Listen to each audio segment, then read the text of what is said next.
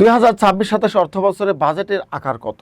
এইবার যে বাজেট হলো 26-27 অর্থ বছরের, এই বাজেটের আকার কত? নিচের কোনটি ইরানের তেলের হৃৎপিণ্ড নামে পরিচিত? ইরানের তেলের হৃৎপিণ্ড, খুবই গুরুত্বপূর্ণ প্রশ্ন। আনুষ্ঠানিকভাবে বিশ্বের প্রথম ট্রিলিয়নিয়ারে পরিণত হয়েছেন কে? G7 এর সম্মেলন হচ্ছে 52তম সম্মেলন, আর কোথায় অনুষ্ঠিত হচ্ছে? ফ্রান্সের এভিয়ান লেবে শহরে। এটা অনেক বেশি ইম্পর্টেন্ট একটা প্রশ্ন, যে কোনো পরীক্ষায় এটা দিয়ে দিতে পারে আপনাদের। তৃতীয় নারী এভারেস্ট জয়ী বাংলাদেশী।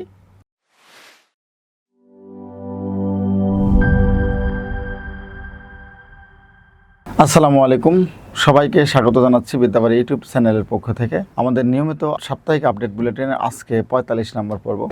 অর্থাৎ ইতিমধ্যে আমরা প্রায় 1.5 বছর বা 1 বছরের বেশি সময় ধরে আমরা কিন্তু আপনাদের এই বিশেষ সুবিধাটাই দিয়ে আসতেছি।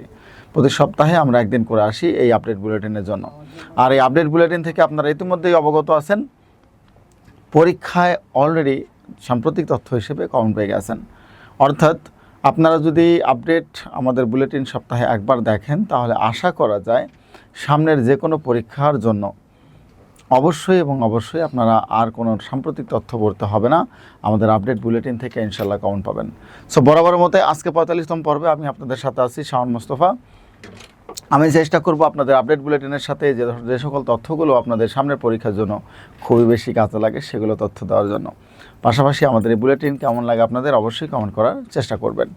সো আমরা আপডেট বুলেটিনের 45 নম্বর পর্বে দেখেন একেবারে আপডেট কিছু তথ্য নিয়েছি।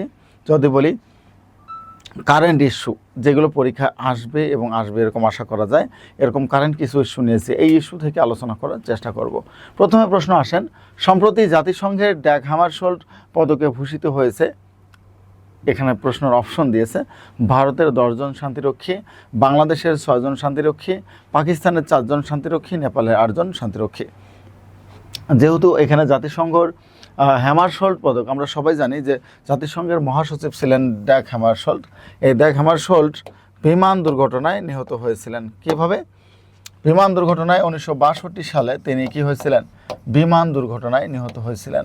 তারপর থেকেই মূলত তার নামানুসারে একটা পুরস্কার দেওয়া হয়। ঠিক আছে? সো বিমান দুর্ঘটনায় তিনি নিহত হয়েছিলেন। তার এই স্মৃতিকে ধরে রাখার জন্য, যেহেতু তিনি নিহত হয়েছিলেন, এজন্য যদি কেউ বীরত্বসূচক কাজের জন্য নিহত হয়, তাহলে ড্যাগ হ্যামারশোল্ড জাতিসংঘ কর্তৃক একটা পুরস্কার ঘোষণা করা হয় বা প্রতি বছরে দিয়ে থাকেন। সো বাংলাদেশ থেকে এই ড্যাগ হ্যামারশোল্ড পুরস্কার এই সম্প্রতি অর্থাৎ 2025 সালের, আমরা জানি 13 ডিসেম্বর 2025 আমাদের জন্য একটা কালো অধ্যায় হিসেবে ছিল এই দিন। অর্থাৎ বাংলাদেশের 6 জন সেনাবাহিনীর যে শান্তিরক্ষী বাহিনী ছিল, 6 জন শান্তিরক্ষী বাহিনীর আবেই শহরে, কোথায়? দক্ষিণ সুদানের আবেই শহরে এই 6 জন শান্তিরক্ষী বাহিনীর উপর কী করা হয়? অতর্কিত হামলা চালায়। কারা? সন্ত্রাসীরা। সুদানের কোথায়? সুদানের আবেই শহরে। এই দিনেই মূলত 6 জন সেখানে শান্তিরক্ষী, আমাদের শান্তিরক্ষী বাহিনী, আমরা যেহেতু সারা বছরেই প্রতি সময় আমরা শান্তিরক্ষী বাহিনী জাতিসংঘে পাঠিয়ে থাকি, তাদের মধ্যে এই আবেই শহরে আমাদের এখানে 6 জন শান্তিরক্ষী বাহিনী একই দিনে নিহত হয়। আর সেই জন্যই মূলত তাদের স্মৃতি রক্ষার্থে তাদের জন্য বাংলাদেশের 6 জন শান্তিরক্ষী বাহিনীকে ড্যাগ হ্যামারশোল্ড পদকে ভূষিত করা হয়। তাহলে আমরা উত্তর যদি চাই, তা 6 জন শান্তিরক্ষী খুবই গুরুত্বপূর্ণ পরীক্ষার জন্য, বলা যায় যে একেবারে অতি সম্প্রতির জন্য। এবং যেহেতু এখানে একটা ত্যাগের ব্যাপার আছে, সো পরীক্ষায় আপনার চলে আসতে পারে, যে কোনো পরীক্ষায়, বিশেষ করে সামরিক বাহিনী রিলেটেড যে পরীক্ষাগুলো আছে সেগুলোতে আপনি ধরে নিতে পারেন এখান থেকে একটা প্রশ্ন চলে এসেছে। তারপর 2 নম্বর আসি আমরা। আজকে অনেকগুলো প্রশ্ন আপনাদেরকে আমরা পড়াবো। দেখেন, 6 জন বাংলাদেশি শান্তিরক্ষী জাতিসংঘে মর্যাদাপূর্ণ মরণোত্তর ড্যাগ হ্যামারশোল্ড পদে ভূষিত হয়।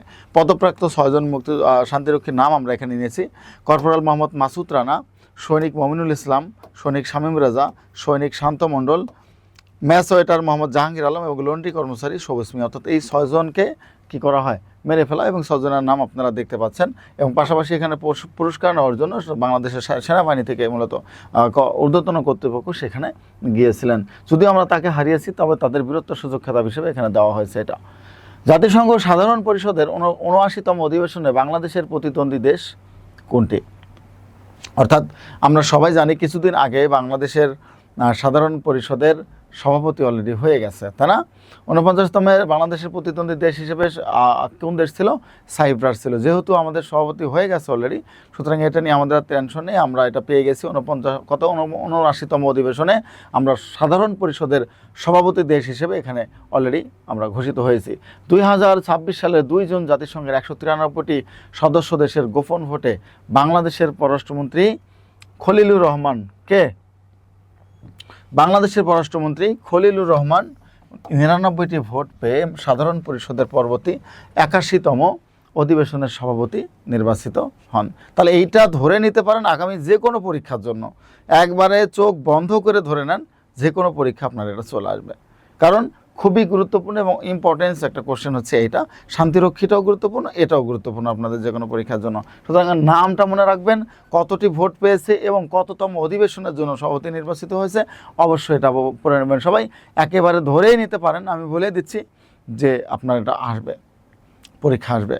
যে কোনো পরীক্ষায়, সামনে প্রাইমারি, বিসিএস বা যা এনটিআরসি থেকে শুরু করে যে পরীক্ষা হোক না কেন, এই প্রশ্নটা সাম্প্রতিক হিসেবে আপনাকে দিয়ে দেবে। সো খলিলুর রহমান 99টি ভোট পেয়ে আমাদের শান্তিরক্ষী সাধারণ পরিষদের কি হয়েছে? সভাপতি নির্বাচিত হয়েছে। পাশাপাশি এটা মনে রাখবেন, কত তারিখে? 2026 সালের 2 জুন। কতটি দেশ ভোট দেয়? 99টি দেশ ভোট দেয়। ইপিআই কার্যক্রমে বর্তমান কতটি রোগের বিরুদ্ধে টিকা দেওয়া হয়? আমরা দেখতেই পাচ্ছি আমাদের হামের প্রকোপ, আমরা বাংলাদেশে হামের প্রকোপটা খেয়াল করছি সবাই, যে প্রত্যেক দিন প্রায় কতগুলো শিশু মারা যাচ্ছে শুধুমাত্র হামের কারণে। হামের এই চিকিৎসাটা ইপিআই টিকা যেটাকে বলা থাকে, এই ইপিআই টিকার মাধ্যমে আমরা প্রায় 10টা রোগের চিকিৎসার এতদিন টিকা দিতাম। এখানে হামও ছিল, এখন নতুন করে একটা রোগের টিকা দেওয়া হচ্ছে, নতুন করে এটা যোগ করা হয়েছে, যেটাকে বলা থাকে আমাদের প্রসূতি যে মারা আছেন তাদের জরায়ুমুখের একটা ক্যান্সার যে সেখানে হওয়ার সম্ভাবনা আছে, সেই জন্য তাদেরকে একটা টিকার ব্যবস্থা করা হয়েছে। মোট এটা নিয়ে 11টি টিকার ব্যবস্থা করা হয়েছে। তাহলে কতটি রোগের বিরুদ্ধে টিকা দেওয়া হয়? 11টি রোগের বিরুদ্ধে এখানে টিকা দেওয়া হয়। আর এই টিকার 11তম টিকার নাম হচ্ছে HPV। কি নাম? HPV। এটা হচ্ছে হিউম্যান, আমরা যদি বলি হিউম্যান পপিলোমা, যেটা বলা থাকে human papilloma virus. Human papilloma, POPILLOMA, papilloma virus. এটা যে কোনো পরীক্ষায় আবার আপনার কি পূর্ণরূপ হিসেবে আসতে পারে। HPVর পূর্ণরূপ কি? Human papilloma virus. এটা মূলত নারীদের একটা ক্যান্সার জাতীয় রোগ। এই রোগের টিকার ব্যবস্থার মাধ্যমে 11টি টিকার ব্যবস্থা করেছে ইপিআই। 11টি টিকা দিচ্ছে। তাহলে এটা শুধুমাত্র মনে রাখবেন HPV টিকার নাম, আর এটার পূর্ণরূপ হচ্ছে হিউম্যান পপিলোমা ভাইরাস। দেখেন, শিশুদের প্রধান 10টি রোগ নিয়মিত সময়সূচি অনুযায়ী: যক্ষা, ডিপথেরিয়া, হোপিং কাশি, ধনুষ্টঙ্কার, hepatitis B, haemophilus, polio myelitis বা পোলিও যেটাকে আমরা বলে থাকি, নিউমোনিয়া বলতে পারি, হাম এবং রুবেলা। এই যে 10টা রোগের টিকা কিন্তু অলরেডি আমাদের এখানে বর্তমান বাংলাদেশে দিচ্ছে। আর সবার শেষে আমরা যেটা বললাম HPV টিকা, এটা শিশুদের জন্য না, এটা আমাদের মায়েদের জন্য। এটার নাম কি?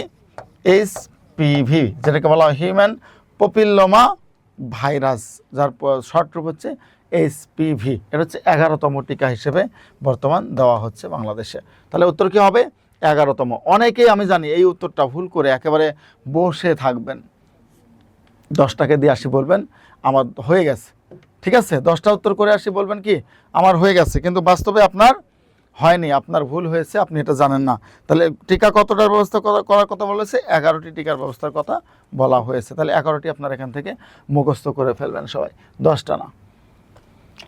রিভোনিয়া কোন দেশের মুদ্রার নাম? রিভোনিয়া কোন দেশের মুদ্রার নাম? যেহেতু সাম্প্রতিক একটা প্রশ্নের মধ্যে এটা আছে, এই জন্য এটা আপনারা পড়ে নিতে পারেন। তো চাইলে আপনারা উত্তরও করতে পারেন এক একজন, কোনো সমস্যা নেই। রিভোনিয়া কোন দেশের মুদ্রার নাম? মুদ্রা থেকে যেহেতু চলে আসে, এটা হচ্ছে ইউক্রেনের মুদ্রার নাম। ইউক্রেনের মুদ্রার নাম কেন বলবো? কারণ এই জন্যই সম্প্রতি সময় ইউক্রেন কিন্তু আমরা সবাই জানি একটা গুরুত্বপূর্ণ দেশ হিসেবে পরিগণিত হয়েছে। এরপর হচ্ছে আমাদের রাশিয়ার মুদ্রার নাম হচ্ছে রুবল, পোল্যান্ডের মুদ্রার নাম হচ্ছে জলটি। কি নাম? জলটি। এটা বেলারুশের মুদ্রার নাম হচ্ছে বেলারুশিয়ান রুবল। সো পোল্যান্ডের মুদ্রার নাম হচ্ছে জলটি, এটা কিন্তু পরীক্ষা দিয়ে দিতে পারে। সো জলটিটা মুখস্থ করে ফেলবেন, আরগুলো রুবল এবং রুবল দুটোই আছে। এবং ইউক্রেনের মুদ্রার নাম হচ্ছে রিভোনিয়া। তারপর আসেন E3 গ্রুপ বলতে কোন দেশসমূহকে বোঝানো হয়? জার্মানি, ফ্রান্স এবং ইতালি, জার্মানি, ফ্রান্স ও ব্রিটেন, ব্রিটেন, রাশিয়া, ফ্রান্স এবং আমেরিকা। সো এটা উত্তর হচ্ছে জার্মানি, ফ্রান্স ও ব্রিটেন বলতে E3 গ্রুপ বলতে বোঝানো হচ্ছে তিনটা একেবারে ইকোনমিক্যাল ডেভেলপমেন্ট বা গ্রোথ তিনটা দেশ, সেটা হচ্ছে জার্মানি, ফ্রান্স এবং ব্রিটেন। এই তিনটা দেশকে একসাথে কি বলা হয়? E3 দেশ বলা হয়ে থাকে। এরপর আমরা দেখি আর কি কি প্রশ্ন আপনাদের দেওয়া যায়। লাস্ট জেনারেশন কোন দেশভিত্তিক পরিবেশবাদী সংগঠন? লাস্ট জেনারেশন আমরা কিন্তু সবাই জানি যে আমাদের বাংলাদেশের বেশ কিছু পরিবেশবাদী সংগঠন আছে, গ্রিন পিস আছে, এছাড়া আরও বেশ কিছু সংগঠন আছে, সেটা হচ্ছে পরিবেশবাদী সংগঠন। বাট লাস্ট জেনারেশন এখানে আমাদের এখানে যেহেতু প্রশ্ন চেয়েছে, দেখি উত্তর করেন আপনারা। আপনাদের 8 সেকেন্ড সময় দিচ্ছি, যদি কারা কারা পারেন আমি একটু দেখতে চাচ্ছি যে লাস্ট জেনারেশন বলা হয়ে থাকে কোন দেশভিত্তিক সংগঠনকে। ওকে, দেখি কে বলতে পারেন। এটা হচ্ছে জলবায়ু আন্দোলন ভিত্তিক সংগঠন। এটা কোন দেশের? আপনার উত্তর করেন। এটা উত্তর হচ্ছে কি? জার্মানি। উত্তর কি? জার্মানি হচ্ছে লাস্ট জেনারেশন ভিত্তিক সংগঠন। তাহলে আপনাদের কাছে প্রশ্ন থেকে গেল, নেদারল্যান্ডের কোনো কিছু সংগঠন আছে কিনা, ফ্রান্সে আছে কিনা এবং সুইডেন আছে কিনা। এটা আপনাদের হোমওয়ার্ক। আপনারা যারা এই লাইভটা দেখবেন তারা হোমওয়ার্ক হিসেবে ফ্রান্সের পরিবেশবাদী সংগঠনের নাম কি, নেদারল্যান্ডের পরিবেশবাদী সংগঠনের নাম কি এবং সুইডেনের পরিবেশবাদী সংগঠনের নাম কি, তিনটা প্রশ্নের উত্তর আপনারা দেওয়ার চেষ্টা করবেন যারা এই লাইভটা ইউটিউবে দেখবেন অথবা আপনারা ফেসবুকে দেখবেন। আশা করি উত্তর দেবেন। প্রস্তাবিত পরিকল্পনা অনুযায়ী 2027-28 অর্থ বছরে করমুক্ত আয়সীমা কত? অর্থাৎ আমরা কত টাকা পর্যন্ত আর্নিং করলে কি করতে পারবো? কর দিতে হবে না, কত টাকার উপরে গেলে আমাদের কর দিতে হবে, এটা কর সরকারি নিয়ম। সো এটা আপনারা এখানে উত্তর করেন, দেখি কোনটা হবে। 4 লক্ষ টাকা, 3,75,000 টাকা, 3,50,000 টাকা এবং 3,25,000 টাকা। উত্তর হচ্ছে 3,75,000 টাকা। এটা আগে 3 লাখ ছিল, 3 লাখ থেকে 3,25,000 হয়েছে, 3,25,000 থেকে গত বছর 3,50,000 ছিল, এবার 75,000 টাকা হয়েছে। অর্থাৎ আমরা 3,75,000 টাকা পর্যন্ত আর্নিং করলে আমাদের কোনো প্রকার কর দিতে হবে না, কিন্তু এর চেয়ে বেশি যদি আমরা আর্নিং করি তাহলে আমাদের কর দিতে হবে। তাহলে উত্তর কি? 3,75,000 টাকা। 2026 বিশ্বকাপ ফুটবলে সর্বমোট কতটি দল অংশগ্রহণ করবে? এই যে অলরেডি বিশ্বকাপ শুরু হয়ে গেছে, মহারণ আমরা দেখতেই পাচ্ছি, এবং আপনারা এটাও জানেন যে ইতিমধ্যে বড় বড় দেশগুলোর সাথে খেলা হয়ে গেছে। বেশ কিছু দেশের খেলা আমরা দেখলাম, Germany, Spain, France, Brazil. So প্রত্যেকটা দেশের খেলায় কিন্তু একটা এবার চমক আমরা দেখতে পাচ্ছি, তাই না? চমকগুলো হচ্ছে ছোট ছোট দেশগুলোর সাথে এরা পেরে উঠতেছে না, তাই না?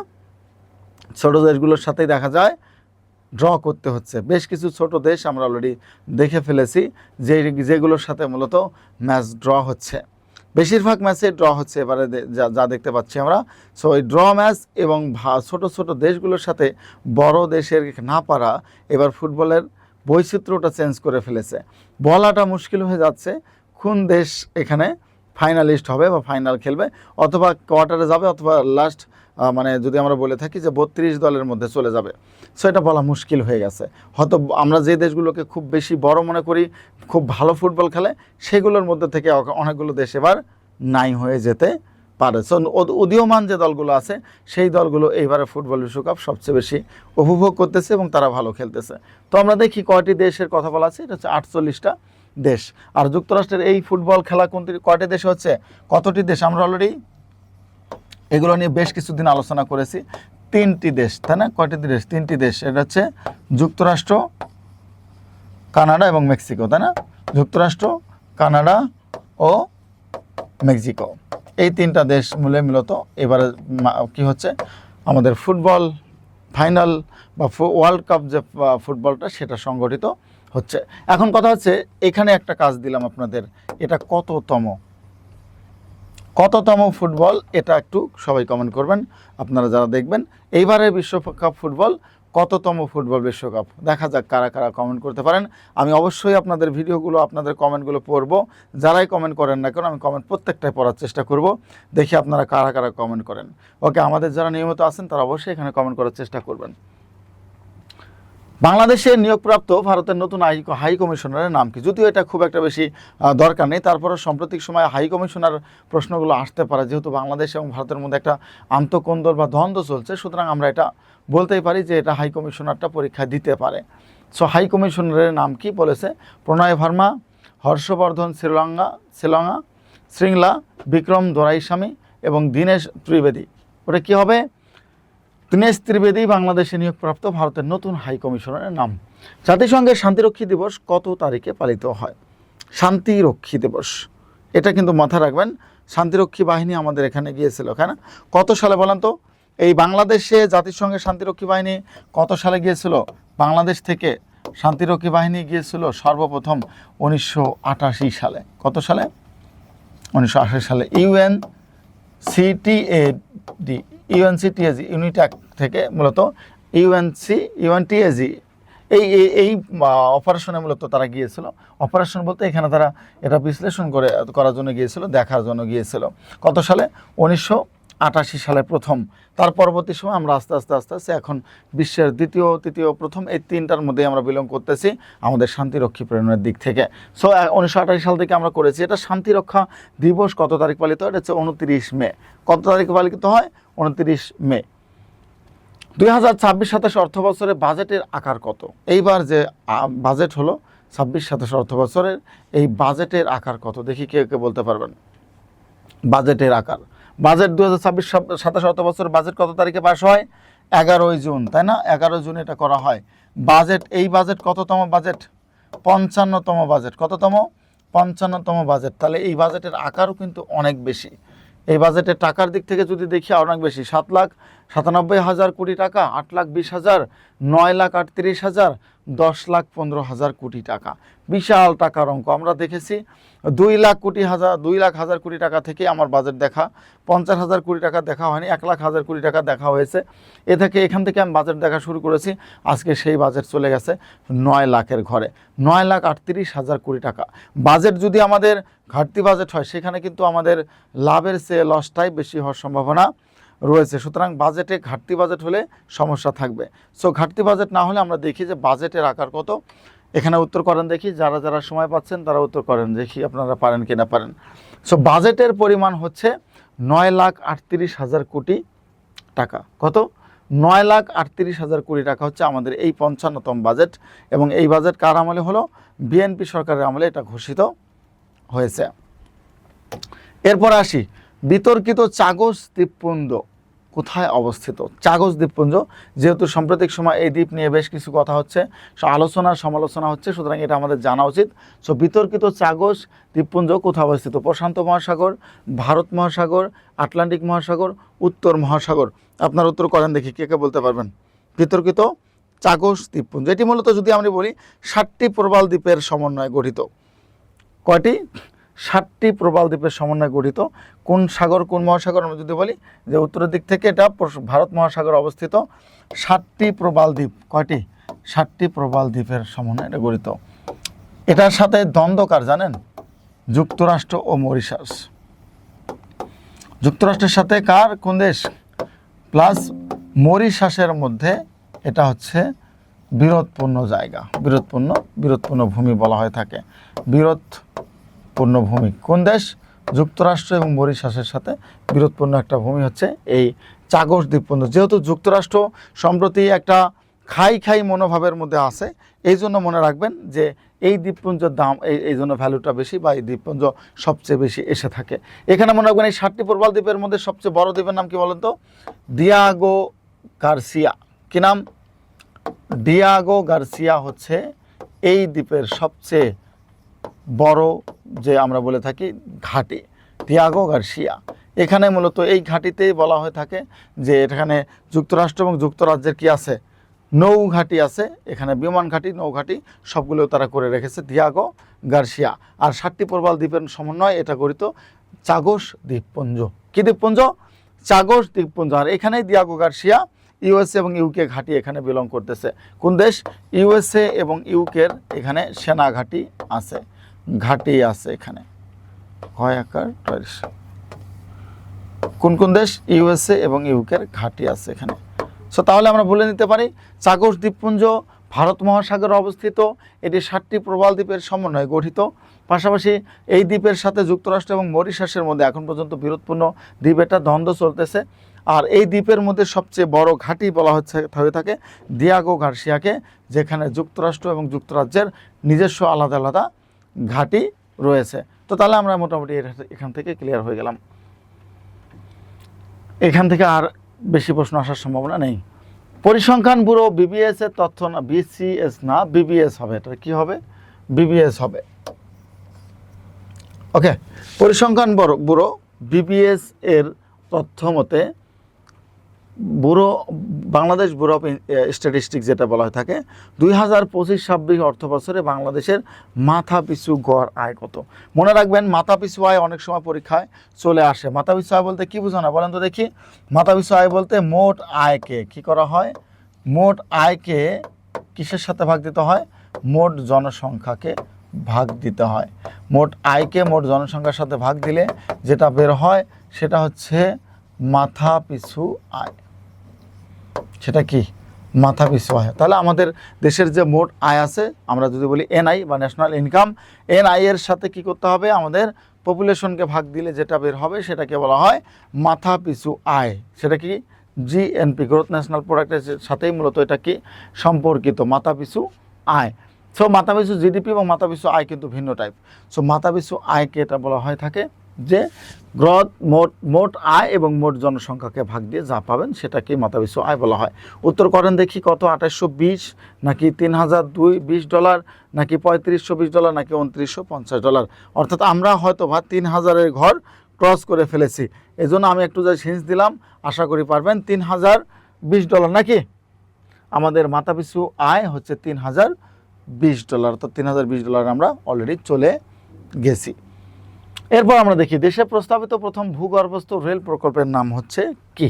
ভূগর্ভস্থ রেল প্রকল্প বুঝতেছেন তো? মাটির নিচ দিয়ে রেল লাইন হবে। কি হবে? মাটির নিচ দিয়ে রেল লাইন হবে। এটাকে বলা হয় MRT-1। কি বলবে এটা? MRT-1, এটার নাম হচ্ছে MRT-1, অর্থাৎ ভূগর্ভস্থ মাটির নিচ থেকে মূলত আমাদের এটা আসবে। মেট্রো রেল যদি আমরা বলে থাকি, ট্রান্সপোর্ট থেকে শুরু করে যা কিছু আছে এই পাশ দিয়ে চলতে থাকবে। তো আমাদের বাংলাদেশে এখন পর্যন্ত এটা করা হয়নি, সেহেতু ভূগর্ভস্থ রেল যোগাযোগ যদি হয় তাহলে এটা অনেক ভালো হবে আমাদের জন্য।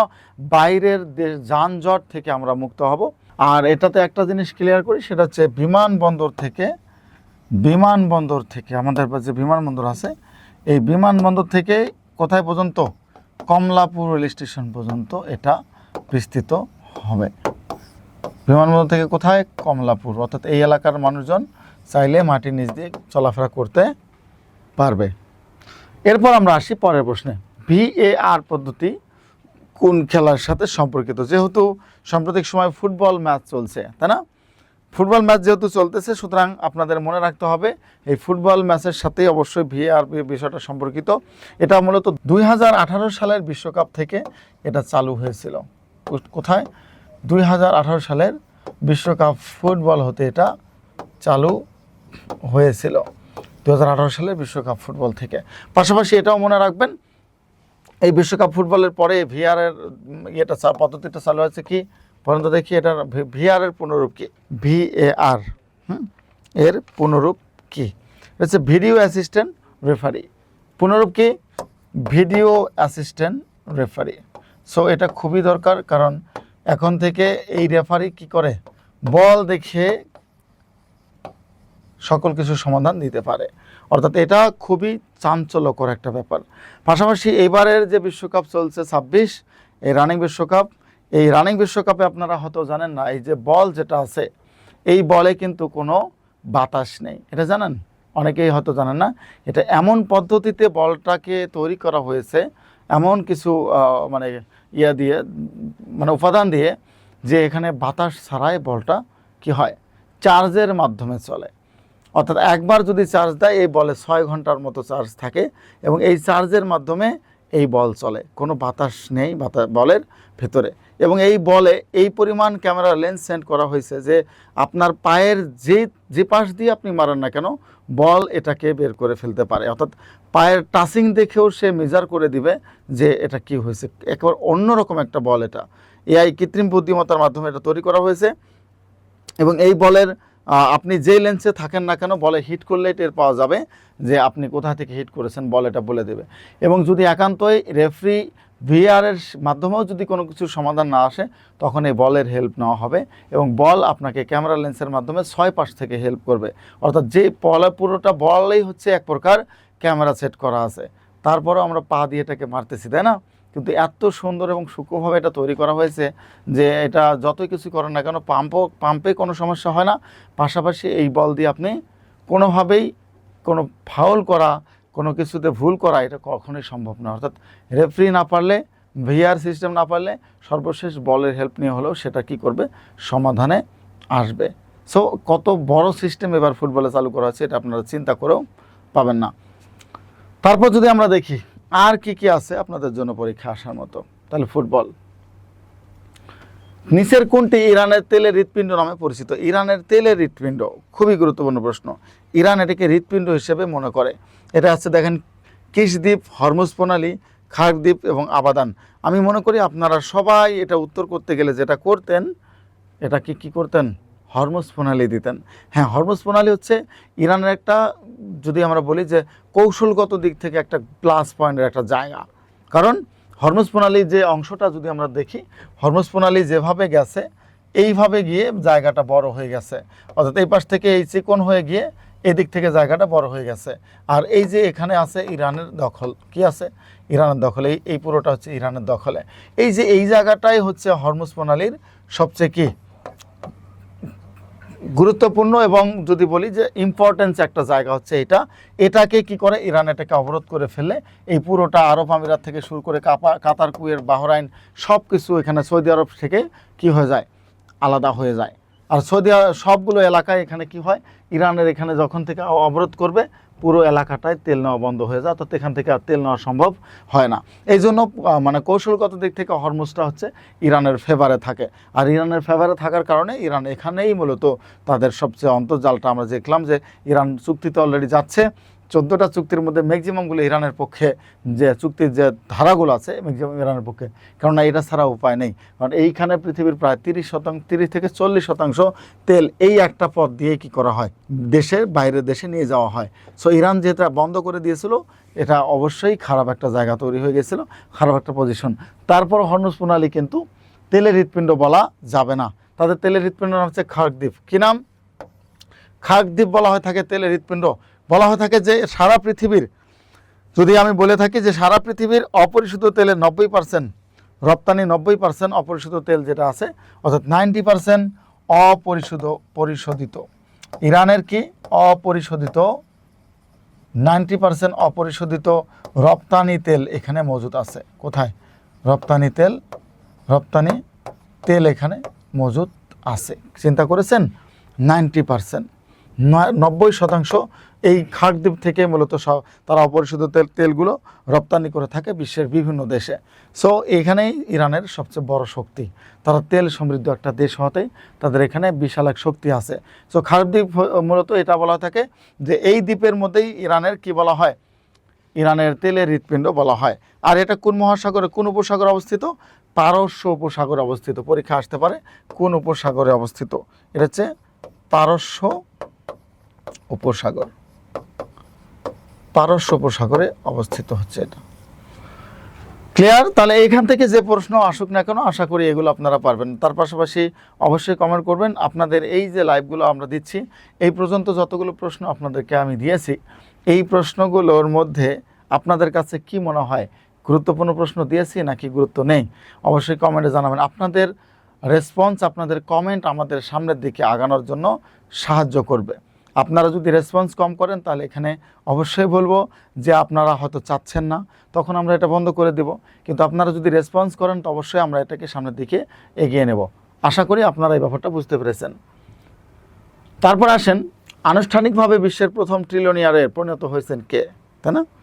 বিশ্বের trillionaire, trillion 1 lakh crore dollar, মার্কিন ডলারের মালিক, তাই না? 1 লক্ষ কোটি মার্কিন ডলারের মালিক, অর্থাৎ 1 লক্ষ কোটি হলে 1 ট্রিলিয়ন ডলার হয়। সো এখানে তিনি হচ্ছেন 1 লক্ষ কোটি মার্কিন ডলার। চিন্তা করেছেন?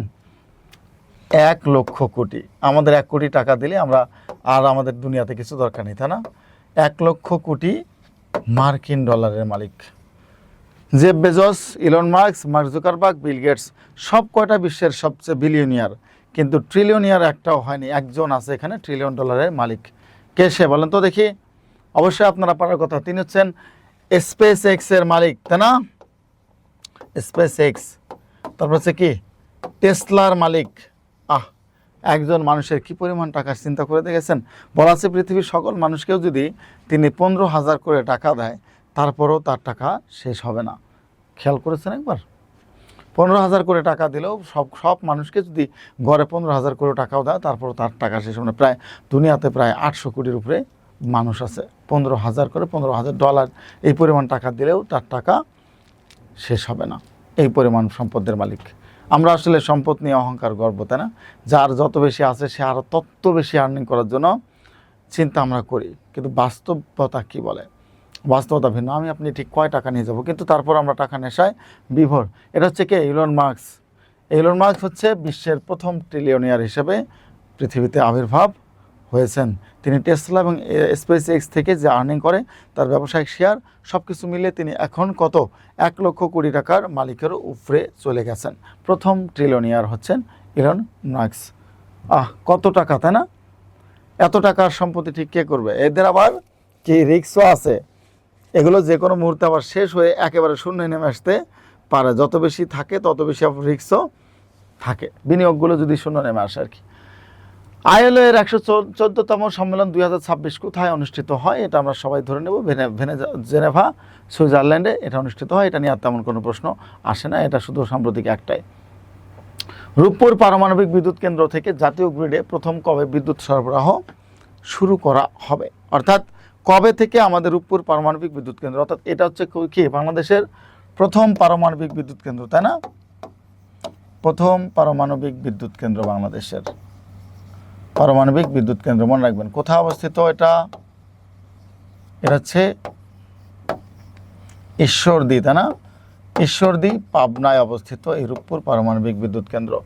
এই রূপপুর পারমাণবিক বিদ্যুৎ কেন্দ্র থেকে আমাদের জুন মাসে, আগস্ট মাসে, অক্টোবর মাসে অথবা ডিসেম্বর মাসে, বলা হচ্ছে কোন মাস থেকে আমরা এটা পাবো। এটা জুন মাস চলছে, এটার উত্তর হচ্ছে কি অগাস্ট মাস থেকে আমরা বিদ্যুৎ সরবরাহ শুরু হবে। যদি আসলে সত্যিকার অর্থে অগাস্ট মাস থেকে বিদ্যুৎ সরবরাহ শুরু হয়, তাহলে আমরা অনেক বেশি লাকি। আমাদের বিদ্যুতের বর্তমান যে সমস্যাটা চলমান আছে, এই বিদ্যুতের বর্তমান সমস্যাটা আর সেভাবে থাকবে না যদি অগাস্ট থেকে আমাদের এখানে বিদ্যুৎ সরবরাহ শুরু হয়। এই কোথা থেকে? রূপপুর পারমাণবিক বিদ্যুৎ কেন্দ্র থেকে। তারপর অগাস্ট মাসে হবে এটা। G7 শীর্ষ সম্মেলন 2026 কোথায় অনুষ্ঠিত হচ্ছে? Tokyo Japan, Munich Germany. G7 মানে গ্রোথ 7, অর্থাৎ যে দেশগুলো কেবল কি হচ্ছে গ্রোথ হচ্ছে, উন্নতর দিকে যাচ্ছে। এই সম্মেলন কোথায় অনুষ্ঠিত হচ্ছে? এটা বলা হচ্ছে এটা হচ্ছে এভিয়ান লেবে, ফ্রান্স। কোথায়? এভিয়ান লেবে, ফ্রান্সে G7 এর শীর্ষ সম্মেলন অনুষ্ঠিত হচ্ছে। আর এই শীর্ষ সম্মেলন থেকে আপনাদের পরীক্ষা এভাবে আসতে পারে, এটা হচ্ছে 52তম শীর্ষ সম্মেলন। কততম? 52তম শীর্ষ সম্মেলন। তাহলে এটা কততম সম্মেলন? G7 এর সম্মেলন হচ্ছে 52তম সম্মেলন। আর কোথায় অনুষ্ঠিত হচ্ছে? ফ্রান্সের এভিয়ান লেবে শহরে এটা অনুষ্ঠিত হচ্ছে। গ্রোথ 617। এটা অনেক বেশি ভিভিআই গুরুত্ব ইম্পর্টেন্ট একটা প্রশ্ন, যে কোনো পরীক্ষায় এটা দিয়ে দিতে পারে আপনাদের। তৃতীয় নারী এভারেস্ট জয়ী বাংলাদেশি কে? নিশাত মজুমদার, নুরুন্নাহার নিন্নি, ওয়াসফিয়া নাজনীন, জয়নব মেহজাবিন। এখানে দেখেন নিশাত মজুমদার হচ্ছে তৃতীয় না, এটা হচ্ছে প্রথম, তাই না? কত তারিখে? 19শে মে 2012 সাল, 2012। আর তারপরে যদি আমরা বলি দ্বিতীয় নারী হিসেবে ওয়াসফিয়া নাজনীন, তাই না? দ্বিতীয় নারী হিসেবে কে ছিলেন? ওয়াসফিয়া নাজনীন। তিনি মূলত এভারেস্ট বিজয় করেন 26 মে 2012। এবং সবার শেষে আমরা যদি বলি আমাদের উত্তর কোনটা হবে? নুরুন্নাহার নিন্নি। কী হবে উত্তর? এটা নুরুন্নাহার নিন্নি হচ্ছে সর্বশেষ বাংলাদেশের তৃতীয় এভারেস্ট বিজয়ী বাংলাদেশি। কত? 3 নম্বর এভারেস্ট বিজয়ী বাংলাদেশি নুরুন্নাহার নিন্নি। সো এটা পরীক্ষা যে কোনো সময় দিয়ে দিতে পারে, যে কোনো পরীক্ষার জন্য দিতে পারে। আজকে চেষ্টা করেছি আপনাদেরকে একেবারে গুরুত্ব ধরে অনেকগুলো প্রশ্ন সমাধান করে দেওয়ার জন্য। অন্যান্য দিন আপনাদের এখানে আমরা অল্প কিছু প্রশ্ন নিয়ে আসি, কিন্তু আজকে আমি অনেকগুলো প্রশ্ন আপনাদের এখানে এনেছি, কারণ সমাধান করতে পারলে যত বেশি প্রশ্ন পড়বেন তত বেশি আপনাদের জন্য ভালো। সো অ্যারাউন্ড 20 থেকে 25টা প্রশ্ন আমরা নিয়ে এসেছি। এভারেস্ট এক নজর এভারেস্ট বিজয়ী 6 বাংলাদেশি। মুসা ইব্রাহিম, দেখেন এখানে ছবি দিয়েছি। মুসা ইব্রাহিম প্রথম বাংলাদেশি, এভারেস্ট জয় করেছে 23 মে 2010। এম এ মুহিত দ্বিতীয় বাংলাদেশি, দুবার জয় করেন, এভারেস্ট জয় করেছেন 21 মে 2011 এবং 20 মে 2012। নিশাত মজুমদার প্রথম বাংলাদেশি নারী, 19 মে 2012 তিনি কী করেন, আমাদের এভারেস্ট জয় করেন। ওয়াসফিয়া নাজনীন 26 মে 2012 তিনি এভারেস্ট জয় করেন। খালেদ হুসাইন কিছুদিন আগেই আমরা দেখেছি, তিনি এভারেস্ট জয় করেন 21 মে 2013। এবং বাবর আলী যে ছেলে হিসেবে তিনি 19 মে 2024, অর্থাৎ বাবর আলী সর্বশেষ এভারেস্ট জয় করেন। এবং মেয়ে হিসেবে সর্বশেষ আমরা যেটা দেখলাম নিম্নি, তিনি মূলত তৃতীয় নারী হিসেবে এভারেস্ট জয় করেছেন। সবাইকে থ্যাংক ইউ সো মাচ। এবং আমাদের এই তথ্যগুলো আপনাদের কেমন লাগে অবশ্যই কমেন্টে জানাবেন। এছাড়াও বিদ্যাবাড়ি সম্পর্কিত কোনো তথ্যের জন্য 09634333000 এই নাম্বারে যোগাযোগ করতে পারেন, অথবা আমাদের বিদ্যাবাড়ি.com ওয়েবসাইটে ভিজিট করতে পারেন বিদ্যাবাড়ির সকল তথ্য জানার জন্য। আমাদের ফেসবুকে তো আছে এবং ইউটিউবে তো আপনারা ভিডিও দেখবেন। সো আজকের মতো রাখছি, ইনশাল্লাহ আগামী সপ্তাহে আবার কোনো নতুন তথ্য নিয়ে আপনাদের সামনে হাজির হব। সেই পর্যন্ত সবাই ভালো থাকবেন, সুস্থ থাকবেন, সুন্দর থাকবেন। আল্লাহ হাফেজ।